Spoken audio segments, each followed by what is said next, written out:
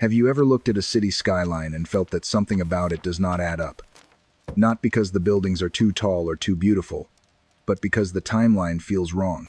Because when you stack the dates, the census counts, the disasters, and the rebuilding records beside each other, the official story starts to feel less like a smooth chain of progress and more like a series of jumps no one has fully explained. 3 cities on 3 different continents share the same impossible rhythm. Melbourne, Chicago, San Francisco. Each one begins as little more than a settlement. Each one explodes into urban greatness with shocking speed. Each one suffers devastation on a scale that should have set it back for generations. And each one returns almost immediately, grander than before, then presents itself to the world through spectacle, architecture, and the theater of a world's fair. Before we go further, write in the comments, history deserves a second look. And if this kind of investigation into forgotten timelines, buried records, and impossible urban growth speaks to you, stay with me until the end, because the pattern only becomes stranger the longer you follow it. This is not a story about fantasy. It is not a story about Atlantis, secret empires, or hidden machines. It is a story about official numbers, census tables, building records, labor history, insurance law, newspaper reports, public memory, and what happens when those pieces are laid side by side and refuse to sit comfortably together. Because the question is not whether these cities were real achievements. They absolutely were. The question is whether the explanation usually given for those achievements is wide enough, deep enough, and detailed enough to hold the sheer scale of what actually happened. Start in Melbourne. In 1835, John Batman reached the banks of the Yarra and fixed his attention on a place that would become one of the richest cities on Earth. The following year, the settlement was still tiny, fragile, and barely formed. The often cited early count sits at only 177 people, with just a few dozen women among them. There were no monumental stone avenues, no cathedral skyline, no polished civic quarter, just the raw beginnings of a colonial foothold. Soon after, surveyor Robert Hoddle imposed the grid that still shapes central Melbourne to this day. The famous Hoddle grid, the neat urban order placed onto terrain that had only just entered the British colonial imagination. The gold rushes beginning in 1851 then accelerated Melbourne's growth with extraordinary force. Official heritage histories note that by 1861, the city's population had surged to around 125,000. A jump so violent in demographic terms that it transformed Melbourne from a settlement into a metropolis in scarcely more than a generation. That alone would be dramatic enough. But population growth is only the beginning of the problem. People do not become a city merely by arriving. They need roads, storage, docks, workshops, quarries, markets, water, institutions, governance, and above all, coordination. They need skilled trades. They need stonecutters, masons, timber workers, plasterers, transport men, surveyors, engineers, clerks, accountants, and financiers. They need supply chains. They need habits of order. They need all the invisible systems that turn bodies into civilization. Yet in Melbourne, those systems seem to surface almost all at once. During the Gold Rush decades, the city moved rapidly into the construction of Parliament House, the Treasury Building, the State Library Precinct, the University of Melbourne, the General Post Office, the Customs House, the Town Hall, and a widening ring of bluestone and masonry institutions that looked less like frontier improvisation and more like inherited power. The official record says this happened because gold poured through Victoria, and that is certainly true. Gold brought wealth on a staggering scale, but wealth is not the same thing as capability. Money can pay wages. Money cannot instantly create a mature building culture. This is where Melbourne becomes especially unsettling. In 1856, its stonemasons won the 8-hour day, one of the earliest and most celebrated labor victories of its kind anywhere in the world. State Library Victoria and the National Museum of Australia both preserve that memory clearly. Melbourne building workers marched and forced an agreement that shortened working hours without cutting pay. Think about what that means beneath the slogan. For workers in a city so young to organize effectively, they had to possess more than grievance. They had to possess networks, confidence, identity, enough shared leverage to confront employers, and enough demand for their labor that they could win. In other words, Melbourne did not simply produce buildings.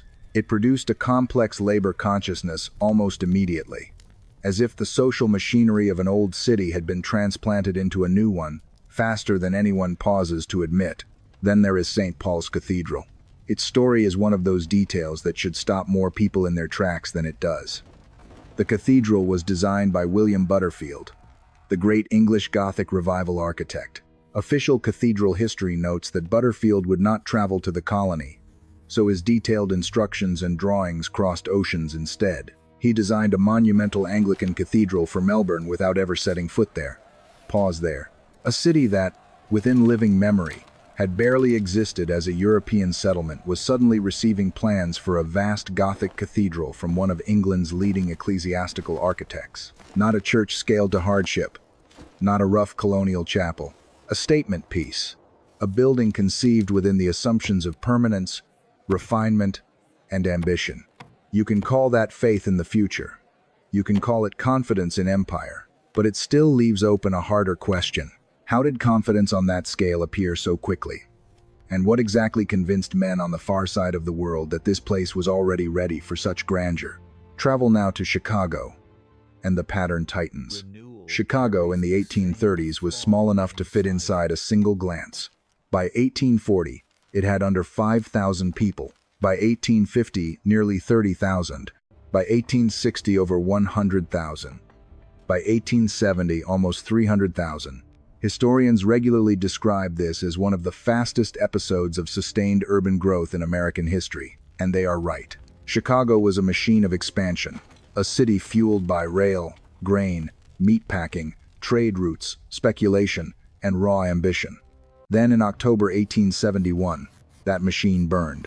The Great Chicago Fire destroyed roughly 17,000 structures across more than 2,000 acres, killed around 300 people, and left more than 100,000 homeless. It was one of the great urban disasters of the 19th century. The popular version of the story turns this into a straightforward tale of resilience. Chicago fell, then rose. But when you look more closely, the recovery is not simple. It is frantic, improvised, and disturbingly repetitive. One architectural study notes that, contrary to legend, no real leap in fireproof construction followed immediately after the 1871 fire, largely because no one yet knew how to fully fireproof iron or wood at scale, and the pressure to rebuild was too intense to wait. That means the city, despite the trauma of catastrophic fire, rebuilt under conditions still vulnerable to fire. And in 1874, the consequence arrived. Another major blaze tore through more than 800 buildings across roughly 60 acres. National Geographic and other historical accounts confirm that this second fire interrupted reconstruction and exposed how incomplete the lessons of 1871 had been. So the simplified legend collapses. Chicago did not instantly solve its urban problem. It rebuilt in haste, burned again, and still kept surging. That alone would make Chicago remarkable. But then comes the truly astonishing pivot. By 1885, the home insurance building rose in Chicago and is widely recognized as the world's first skyscraper, the structural emblem of a new age in architecture. The city that had been a landscape of flammable vulnerability turned, in little more than a decade, into the birthplace of the vertical city. Try to hold those images in the same frame. Wooden sidewalks, firestorm, mass homelessness, hurried reconstruction, another destructive fire, and then skeleton frame innovation that transforms global urban design. It happened. The record is clear that it happened. But the speed with which Chicago crossed from one architectural era to another remains genuinely staggering. And then Chicago did something that gives the whole sequence a theatrical quality. It staged its triumph. In 1893, the World's Columbian Exposition opened and drew an immense crowd, cementing Chicago's claim not merely to recovery but to leadership. The rebuilding itself became part of the city's sales pitch to the world. The message was not only that Chicago survived, it was that Chicago deserved wonder. It deserved to be seen as the city that had passed through fire and emerged more modern than before. And beneath part of that triumphant urban landscape lay another symbol almost too perfect to ignore. Historical accounts of Grant Park note that lakefront expansion included debris from the Great Fire dumped into Lake Michigan and covered over, helping create new land. The dead city was folded into the new one, buried under the public front yard of modern Chicago. If you walk there now, you are not just walking through civic beauty, you are walking over the remains of a previous urban body. Now, San Francisco. If Melbourne gives us explosive birth and Chicago gives us rebirth through fire, San Francisco gives us destruction and acceleration, locked together so tightly they become almost impossible to separate. In the 1840s, Yerba Buena was scarcely more than a coastal outpost. Then came the California Gold Rush. Between 1848 and 1849, the population leaped with ferocious speed. By the early 1850s, San Francisco had become the gateway to Western fortune, a city swollen by ships, merchants, gamblers, laborers, speculators, bankers, and migrants chasing velocity itself. It became the financial and cultural center of the American West. And then, on the 18th of April 1906, the earth moved. The 1,906 San Francisco earthquake struck at 5:12 inches the morning with an estimated magnitude of 7.9. The shaking lasted less than a minute. The fires that followed burned for days. Historical summaries agree that more than 80% of the city was destroyed, and around 28,000 buildings were lost. In one blow, the city's accumulated material history was shattered. Yet the deeper you go into the aftermath, the more uncomfortable the recovery becomes. Standard property policies at the time generally excluded earthquake shaking, but covered fire. The Insurance Information Institute states this plainly. That single legal distinction changed everything. Because once property owners understood that fire meant money and earthquake meant ruin, the incentives became warped. The city entered a gray zone where narrative itself became a financial instrument. Contemporary and retrospective accounts describe the immense pressure to emphasize fire damage. The logic was brutal. Call it earthquake damage and owners might be wiped out. Call it fire damage and at least some recovery became possible. In this environment, officials, insurers, owners, and the broader civic machine all had reasons to shape the story carefully. Rebuilding histories of San Francisco also note that speed was treated as paramount. Commercial owners could rebuild one-story structures without permits, even in iron or wood, because the city needed movement more than deliberation. That is a staggering policy decision when placed against the scale of the disaster. Not maximum caution. Maximum speed. Not slow redesign. Fast reoccupation. Not a pause for complete reinvention. A race to restore commercial life before rival cities could seize the moment. That rival, of course, was Los Angeles. San Francisco's elite understood that delay could mean permanent decline. So they bent the city toward resurrection with all the urgency of a financial emergency. And the result was astonishing. Within only a few years, tens of thousands of buildings had gone back up. The city that had been broken apart in flame and shaking reassembled itself quickly enough to convince the world that its primacy remained intact. Then, like Chicago before it, San Francisco stepped onto a stage. In 1915, it hosted the Panama Pacific International Exposition.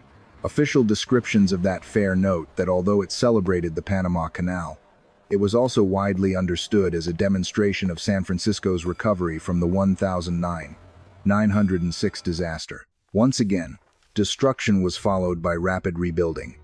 And rapid rebuilding was followed by a grand exhibition of civic rebirth. Now, step back. Melbourne rises from colonial outpost to monumental city with astonishing speed after gold. Chicago explodes into national importance, burns, rebuilds, burns again, then pioneers the skyscraper and hosts a fair that turns recovery into myth. San Francisco erupts out of the gold rush, is shattered by earthquake and fire, rebuilds under intense economic pressure with relaxed controls, then hosts a fair to display its renewed greatness. 3 cities, 3 continents, different political systems, different geographies, different disasters. And yet the same basic sequence appears over and over. Rapid ascent, catastrophic rupture, accelerated reconstruction, public spectacle. At this point, many people will say there is no mystery. Gold creates population booms. Trade routes create hubs. Fires and earthquakes force innovation. Capital moves quickly when profits are at stake. Human beings are capable of astonishing feats when they are cornered. All of that is true. In fact, any honest investigation has to begin by admitting that. But it is not enough to wave at economic forces and call the work complete. Because economic forces are not stone blocks in motion. They are not timber framing in the rain. They are not quarry teams, kiln outputs, road crews, scaffold builders, glazing networks, foundries, payrolls, union negotiations, port handlers, and supply manifests. Cities are built through specific material acts carried out by real people under physical constraints. And in these three cases, the recorded speed of transformation continues to feel larger than the explanatory detail usually supplied. That is where the silence in the archive becomes part of the story. Yes, records exist. There are census figures, heritage summaries, newspaper accounts, insurance litigation, famous photographs taken after destruction, commemorative histories written later. But when you start asking for the full texture of the build itself, the everyday evidence of monumental urban manufacture, the record can feel strangely thin compared with the scale of the claims. Where is the complete visual sequence of these major public buildings rising course by course? Where are the exhaustive quarry ledgers tied cleanly to every facade? Where are the unified labor rosters for the most ambitious civic projects? Where is the documentary density one expects when entire city centers seem to materialize within 1 or 2 generations? Some of those records certainly existed. Some are lost. Some are scattered. Some were never preserved. That is the conventional answer. And maybe it is enough. But maybe it also reveals something deeper about how history chooses what to keep vivid and what to leave in shadow. There is another reason this pattern matters. These cities did not only build structures, they built legitimacy. A city does not become powerful merely by adding streets and walls. It becomes powerful when it convinces the world that its rise is natural, deserved, and irreversible. The World's Fairs mattered because they performed that conviction in public. They said, "We are not provisional anymore. We are not improvised anymore. We are not merely surviving. We are the future." And once that image hardens, people stop interrogating the speed of the transformation that made it possible. The skyline becomes proof enough, and the method recedes. Maybe that is the real lesson. Not that some hidden civilization built these places for them. Not that history is fake. But that the official summary of rapid urban growth often becomes too smooth, too compressed, too emotionally satisfying. It gives us causes big enough to sound convincing and outcomes grand enough to admire, while quietly skipping the most difficult middle layer. Exactly how this scale of transformation was coordinated so fast, with what workforce maturity, with what supply chains, with what technical continuity, and with what lost or fragmented record, wonder enters where explanation becomes generic. In Melbourne, a near-frontier settlement becomes a city of bluestone institutions and labor triumph in barely more than 20 years. In Chicago, a metropolis of wood and ash becomes the laboratory of the skyscraper before the smoke of its second great fire has fully faded from memory. In San Francisco, a city shattered in 1906 reconstructs itself fast enough to reassure capital and dazzle the world by 1915. None of this is invented. None of it needs embellishment. The plain chronology is already dramatic enough. The dates themselves are provocative. The puzzle exists before interpretation even begins. And maybe that is why the old phrase lingers with such power. Cities that appear, in the words of astonished observers, like babes in the wood in the morning and full-grown men at night. It sounds poetic, but it also sounds diagnostic. It captures the exact sensation that these records produce when read not as isolated local stories, but as a repeating pattern. Something about the growth feels abrupt. Something about the rebuilding feels accelerated beyond comfort. Something about the transition from ruin to grandeur feels staged, almost ritualized. So no, I am not claiming to solve the mystery here. I am doing something both smaller and more serious. I am saying the questions deserve to be asked without embarrassment. If the standard explanation is enough, then it should withstand close inspection. If these cities truly achieve such miracles through documented labor, capital, and logistics, then we should be able to trace those miracles more clearly, and teach them more honestly. And if the archive leaves strange gaps, then those gaps are not proof of fantasy. They are proof that history is still unfinished work. Because in the end, the strangest question is not how beautiful these cities became. It is not even how fast they recovered. The strangest question is why the official narratives are often so eager to start at the moment of founding and so reluctant to dwell on the full mechanics of what followed. A man points at a riverbank. A town is platted. Gold is found. Fire erupts. The earth shakes. A fair opens. The public applauds. But between those neat points on the timeline lies the real substance of history, and that substance still feels heavier, denser, and more mysterious than the summary allows. 3 cities, 3 disasters or near disasters of origin and rebirth, 3 episodes of growth that still challenge the imagination when reduced to numbers on a page. Melbourne, Chicago, San Francisco. Maybe the official explanation is correct and merely undertold. Maybe the real story is not hidden, only scattered. Or maybe the reason these timelines feel impossible is that we have inherited polished legends where we should have inherited more difficult questions.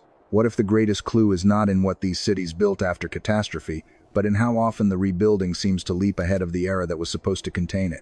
What if the real mystery is not whether people worked hard enough, but whether the record we rely on is too thin to describe the full scale of what was already underway? And what if the most important question is the one almost no textbook lingers on long enough to ask? When these cities were said to be starting from nothing, how much of that nothing was real, and how much of it was simply the beginning of the story we were later taught to remember?